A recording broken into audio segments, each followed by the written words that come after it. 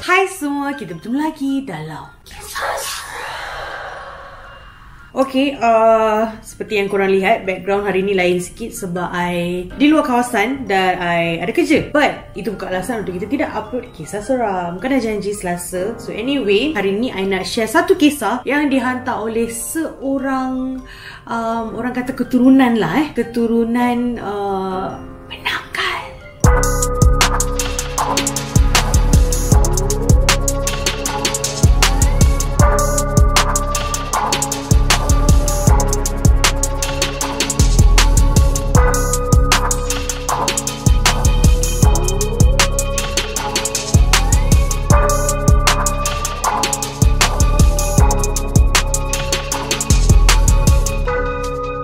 So hari ini, I nak kongsikan satu kisah yang dihantar oleh Nora, bukan nama sebenar, tentang nak kata mitos tak mitos lah, tapi kisah legend lah dalam family dia.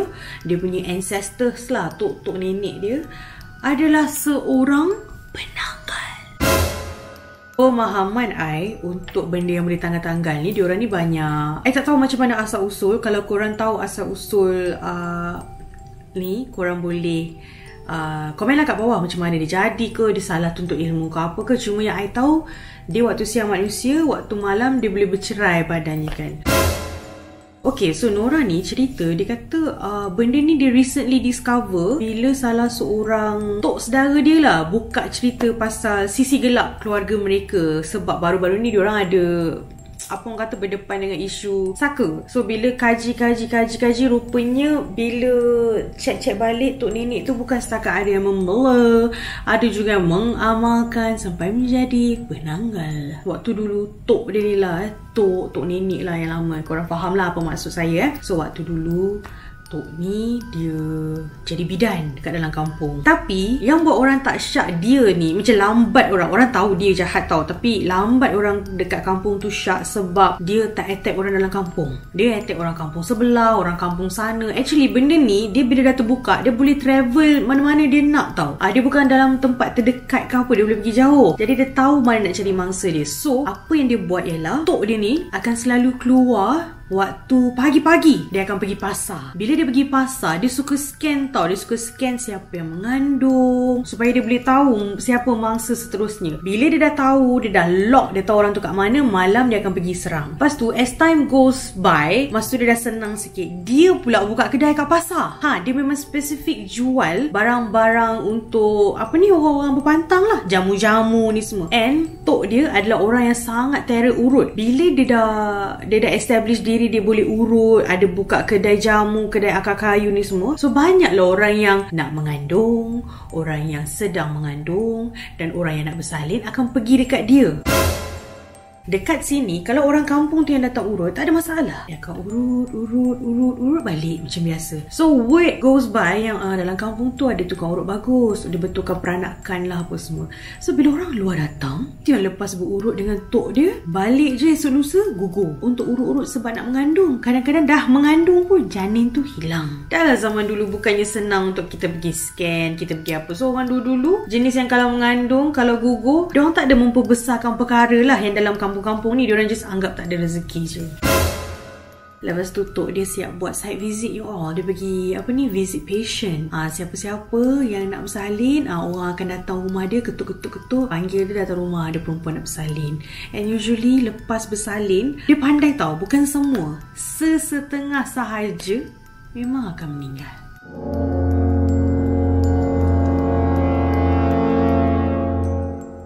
Bila dah lama-lama dekat sana kampung tergempar ada penanggal, dekat kampung sana tergempar ada penanggal. So orang akan buat macam sesi berjaga lah malam-malam. Especially husband, bila wife dah mengandung semua, diorang akan berjaga-jaga. And then diorang letak dekat rumah diorang ada daun mengkuang, tak silap, sebab daun tu ada duri. Banyak orang dah start letak daun mengkuang dekat tepi tingkap bilik-bilik ibu-ibu ni lah, ibu yang mengandung ke, ibu yang baru lepas bersalin ke kan, ibu-ibu dalam pantang ni semua. So orang akan start letak daun ni dekat tepi tingkap, dekat area-area bilik lah, supaya bila benda ni masuk, katanya benda tu akan, dia punya organ-organ yang panjang-panjang tu akan terlekat kat daun tu, so dia lari lah macam tu. So itu kiranya petua orang tua-tua dululah. orang tak dapat jumpa langsung benda ni. Sebab bila dia dah jalan, dia tengok ada daun kan, dia lari lah. Of course lah, kadang benda pun tak adalah tak intelligent sangat. So, bila orang tak dapat tangkap, orang tak tahulah siapa ni. Until lah bila dah tak ada mangsa dekat luar, baru dia start attack orang dalam kampung. Ajar makan jamu dekat orang kampung, kat perempuan. Ajar itu, ajar ini, ajar teknik-teknik wanita ni lah, kewanitaan, supaya lebih ramai yang mengandung. So, bila dah mengandung dalam kampung tu, lepas satu-satu bersalin meninggal. Ada yang bersalin meninggal, ada yang bersalin tak meninggal, ada yang gugur lepas jumpa tok. So, ada satu kali ni orang kampung punyalah syak. Sebab, yelah, bila dah 2-3 orang lepas jumpa kau, dia orang punya isteri meninggal, dia orang punya anak mati, dia orang punya kandungan hilang. Of course, orang akan syak. So, orang pergi kat rumah tu. Bila orang pergi kat rumah tu, orang masuk kat dalam rumah tu, dia orang tak jumpa apa-apa. Tapi apa yang orang tak tahu, dekat dalam rumah tu ada satu sudut dekat bawah ada perigi. Dekat perigi ni lah badan tok dia direndam. Setiap kali dia keluar jadi penanggal. So masa orang kampung ni tak jumpa, jadi orang kampung macam okay fine, bukan rumah ni. Ahli keluarga kat situ of course bergaduh dengan orang kampung lah, sebab menuduh lah mengapa ni semua. Tapi bila tengah malam tu orang tak jumpa tok tu, jadi orang kampung became suspicious. So mana orang tua tu? Dan keluarga cakap dia ke kampung sebelah sebab ada, apa orang kata tu, ada orang yang nak bersalin, macam tu lah. So okay, so esok pagi orang kampung datang balik. Orang kampung datang balik kat rumah tu, nak tengok sendiri tok tu. Orang kata kalau kita nak detect penanggal kan dia kesan kat sini. Tapi berbeza dengan tok ni, waktu orang kampung selak dia punya tudung tu, tak ada apa. Dah lah zaman tu mana ada makeup effect ke, nak letak foundation ke, tak ada. So orang kampung percayalah, oh maksudnya bukan. So terlepaslah kisah di mana tok dia tu disyaki jadi penanggal.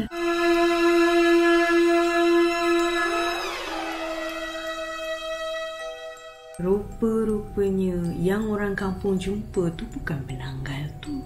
Itu adalah saka keturunan keluarga dia, di mana dia menjelma menjadi tok perempuan tu. Itu yang jadi muka biasa, tak nampak apa. Sebab yes, tok dia yang sebenarnya memang ada scar kat sini. Sebab malam memang itu tempat perceraian kepala daripada badan. So bila orang kampung dah tak syak, lagilah mengganas. Orang yang panggil dia ke rumah untuk tolong proses bersalin, dia akan bawa saka dia sekali. Jadi waktu penanggal tu buat kerja untuk sedut semua darah, orang lain akan nampak tok dia tengah keluar teran macam tu.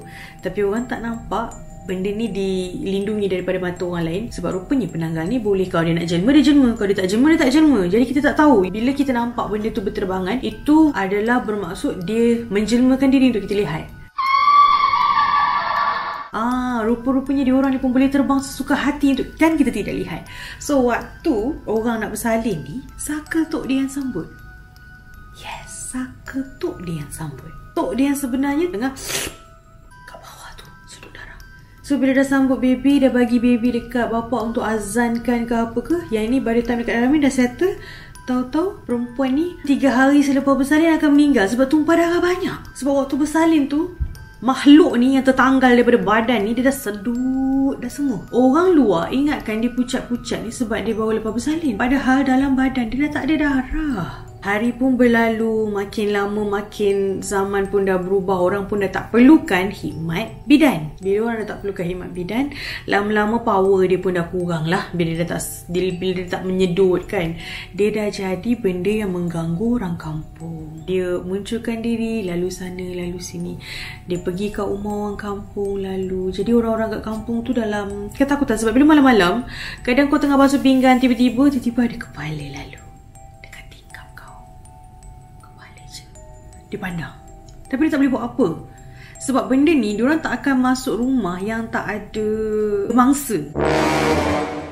So ada satu kali ni orang kampung decide untuk tangkap. So apa yang berlaku ialah orang kampung ramai-ramai pergi ikut mana benda tu balik rumah. Orang ikut dia terapung. masuk dalam rumah. And orang tengok itu rumah tok dia. So orang pun ketuk. Bila orang ketuk, tok dia keluar. Bila tok dia keluar, tok yang tak ada, itu adalah Saka. Tetap orang tak tahu macam mana nak hapuskan dia punya tok. Until lah one day, cerita ni kan dia ceritakan oleh tok saudara dia kan, tentang dia orang punya ancestor kan. So tok saudara dia ni waktu ni kecil, dia main bawah rumah. Dia bukan main sorang-sorang, dia main lah dengan orang kampung lain punya anak. So dia dah main dengan orang kampung punya anak tu, dia orang terjumpa perigi tu. Tapi main tak tahulah macam mana nak jadikan cerita. Salah seorang budak terjatuh dalam perigi tu. Hari nak senja. So dia tanpa berfikir panjang, dia terus menjerit-jerit minta tolong orang lah. So dia pergi rumah budak yang masuk ni, pergilah rumah orang tua tu, cakap bagi tahu anak jatuh perigi. Of course bila orang kampung ni dengar anak jatuh perigi, panik tau. Sebab perigi, ayo perigi, matilah anak aku. So terus lari-lari datang, ramai orang kampung berkerumun kat situ. Masa orang berkerumun, sepatutnya itulah tempat penanggal tu duduk badan dia kat situ sebelum dia keluar kan. Okay, so ada salah seorang orang kampung ni dah tengok perigi tu lain macam. Dia ni orang yang ada ilmu sikit lah. So dia boleh tahu itu bukan perigi biasa. So dia orang selamatkan budak sebab perigi tak ada air pun. So dia selamatkan budak tu, bawa keluar apa semua. Dia bincang dengan orang kampung, dia orang mengendam. Memang malam tu, tengah-tengah malam, memang Tok Nora ni turun masuk dalam tu. Benda ni, dia kata, orang tua-tua cakap, kalau kita terkena titisan darah daripada dia punya organ tu, kita akan jadi, orang kata dapat penyakit gatal-gatal yang susah hilang tau. And then, dia juga boleh menjelma seperti berbola api. Dia bukan setakat kepala je, dia pun macam, you boleh nampak dari jauh macam bola-bola api tau. Sebenarnya itu dia. So, bila orang dah confirm daripada situ, orang kampung pun semua pergi kat situ, tutup perigi itu.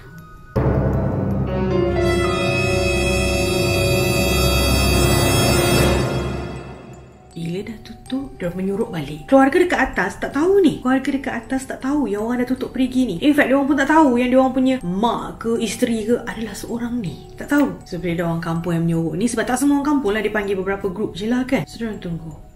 Bila subuh. Sebelum azan, benda tu balik. Tak tahu nak pergi mana. Benda tu berlega-lega. Kesana, kesini.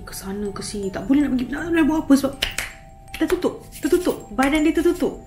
Dalam tu ada badan dia. Kepala ni, dah lost sebab dah tutup. Orang kampung perhati je benda ni. Mulalah benda tu menjerit, mengilai kuat. That was the first time ever lah orang kampung digemparkan dengan ngilaian yang sangat kuat. Orang dalam rumah tu terus terbangun, dia orang turun nak cari bunyi tu daripada mana. Bila dia orang turun, tok dia pun turun sekali. Bila tok dia dah turun sekali, keluarga ni semua dah nampak, tiba-tiba ada kepala korang tu kat situ. Okey, korang bayangkan korang turun dengan bapa, dengan mak, dengan ibu-adik turun sebab dalam dekat bawah rumah ada bunyi bising. Bila korang turun, korang tengok mak korang punya kepala tergapung. Sini mak ni. Tiba-tiba kepala mak tergapung. Time ni saling berpandangan, orang kampung keluar yang mana kat situ terus cakap, okey, ini kita dah dapat tangkap. Keluarga ni simpan penanggal. Family terkejut, tak tahu. Yang ini yang tengah berdiri ni mendengus. Tuan dia yang tengah terapung tu, dia hanya menyerupai tuan dia. So, malam tu juga penanggal tu ditangkap. Perempuan Saka ni pun ditangkap, bawa naik atas dalam rumah. Allah, I tak boleh bayangkan lah betul-betul situasi macam mana kalau korang dalam rumah ada penanggal kat sini, lepas tu korang dapat tahu tu Saka mak korang kat situ, badan mak korang kat bawah pergi dalam rumah. I tak boleh bayangkan lah macam tu. Malam tu jugalah tu imam kampung tu azan, baca ayat surah jin tak silap. Lepas tu adalah apa yang diorang baca-baca tu, maka terbakarlah penanggal itu. Bila penanggal tu kepala dia terbakar, maksudnya apa guys? Maksudnya apa sekarang ni? Maksudnya sekarang ni mak dia ni dah mati. Faham tak? Bila kau dah bakar penanggal tu, badan mak dia masih kat dalam bawah tu, tak ada bertukar ke apa tau. Masih kat bawah tu, masih dekat perigi. Dekat atas tu kepala mak dia terbakar ni. Menjerit-jerit. Suara yang nyaring sangat, menjerit-jerit. Anak perempuan dia accept Saka tu, baru yang terbakar tu hilang, badan tinggal dalam perigi. So esok pagi tu memang diorang kebumikan Tok Nora ni tanpa kepala. Dan Nora hanya baru sekarang tahu kisah kenapa saka keluarga dia tak boleh nak buang. Sebab yelah, macam I selalu cerita kat korang kan, bila ada kes-kes saka ni semua, benda susah kita nak leraikan satu persatu sebab perjanjian dibuat dengan orang yang dah tak ada. Macam kes Nora ni, saka keluarga dia turun-temurun dan sekarang ni kira giliran dia untuk ambil. Memang diorang turunkan saka tu kat perempuan je. Macam sepanjang hidup keluarga diorang ni tak boleh nak buang sebab benda yang buat perjanjian tu dengan arwah tok dia yang dah meninggal sebagai penanggal. Faham tak?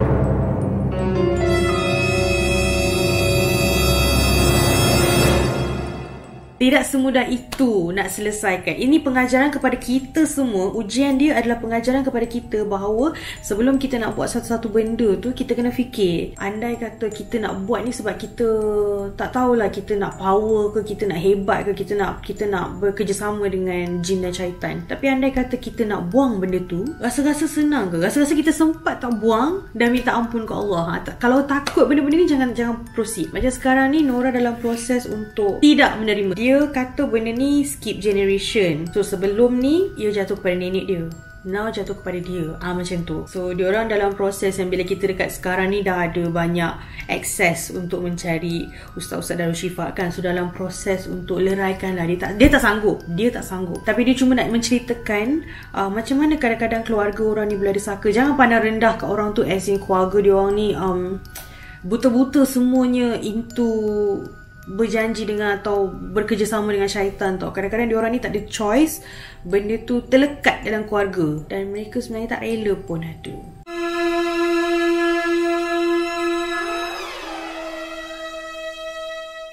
So, itu sahaja kisah yang ada untuk kongsi dengan kalian. I faham ada yang cakap minta tolong kurangkan jump scare. I faham ada yang kata penceritaan I terlalu seram. So jadi kali ni I kongsi korang cerita yang light-light je. Seram tu tak seram sangat, tapi ianya banyak pengajaran kepada kita. Macam dalam kehidupan serba moden ni masih kita kata kenapa ada orang masih buat-buat ilmu hitam ni.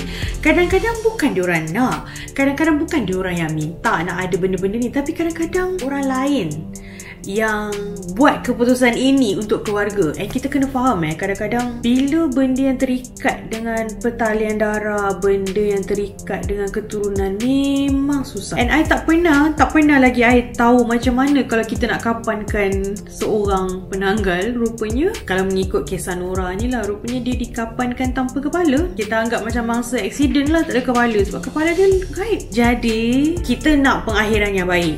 Jadi kalau kita tak nak dikebumikan dengan tak cukup sifat macam tu, walaupun di zaman moden ni masih ada orang yang menawarkan perkhidmatan macam-macam secara mistik tu, it's best that kita avoid. Satu, kita boleh mungkin jadi macam tok nenek si Nora ni yang ditanam tak sempurna ni. Satu lagi, kita menyusahkan keturunan kita. Macam sekarang Nora, dia tak nak saka ni. Dia tengah suffer the consequences of dia punya ancestor. Faham tak? So kita jangan nyai keturunan kita lah. Kita jangan fikir dengan bantuan kuasa-kuasa gaib kita hebat. Tak tahulah, susah. Kita kadang susah juga nak cakap orang kan. Kenapa ada orang ada urge untuk jadi macam tu kan. Sebab setiap manusia keinginan dia lain-lain. Cuma okey lah, kita anggap kisah seram Farah Faisal ni satu hiburan, tapi kita ambil pengajaran di mana andai kata kita diberi pilihan untuk menuntut sesuatu ilmu yang dilarang dalam agama, kita hindari. Banyak benda lain kita boleh buat. Banyak lagi benda lain kita nak boleh buat. Okay? So apapun, thank you for watching. Kepada semua subscriber baru, thank you so much for subscribing. Yang kepada subscribers lama, and you guys know I love you guys so much since day one. So kalau korang ada story yang nak hantar, boleh je hantar dekat email I letak kat bawah ni. Kalau nak DM kat IG boleh, DM kat Twitter boleh, nak tag kat Twitter boleh, yang track yang korang dah buat ke boleh, nak I ceritakan balik ke, semuanya boleh. So sehingga kita bertemu lagi lah in the next video. Okay, kisah seram siapa pula yang nak cerita? Adakah dia seram, atau dia confusing, atau dia so kalau nak tahu next week I nak cerita kisah siapa pula, korang jangan lupa subscribe and korang tunggu. Okay, kita upload, kita akan cuba always untuk upload Selasa. Tapi andai kata I sibuk jadi tak sempat nak edit ke apa ke, Khamis. Apa-apa pun korang kena selalu dekat community tab tu, di mana I akan always update korang dekat community. Hari Selasa jam 9. Sebab ramai yang cakap, diorang kata nak dengar kisah I awal sebab nanti esok nak kerja. Tapi ada juga yang cakap, oh suka dengar kisah I macam 12 malam ke atas. It's okay. Tak apa, I upload je pukul 9 supaya bagi mereka yang nak tengok awal tu, sebelum nak tidur tu boleh tengok. And korang kalau prefer nak tengok tengah-tengah malam sebelum korang nak tidur lewat tu, tak apa, korang tengok later je, no worries, asalkan korang tengok. So I see you guys next week, okay? Bye. Assalamualaikum.